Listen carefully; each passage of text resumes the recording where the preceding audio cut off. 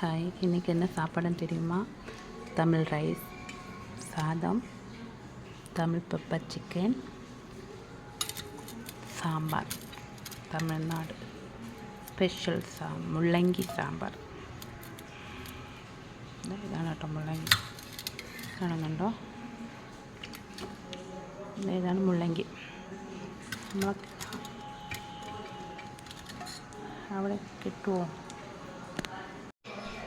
കേരളത്തിലെ പോലെ ഇവിടെ എല്ലാവരും എല്ലാ കായിട്ടും സാമ്പാർ വയ്ക്കത്തില്ല. ഏതെങ്കിലും ഒരു കായ്, മുള്ളങ്കിയെങ്കിൽ മുള്ളങ്കി, വെണ്ടയ്ക്കയെങ്കിൽ വെണ്ടയ്ക്ക, കത്തിരിക്കയെങ്കിൽ കത്തിരിക്ക, ഏതെങ്കിലും ഒന്നിട്ടാണ് സാമ്പാർ വയ്ക്കുന്നത്.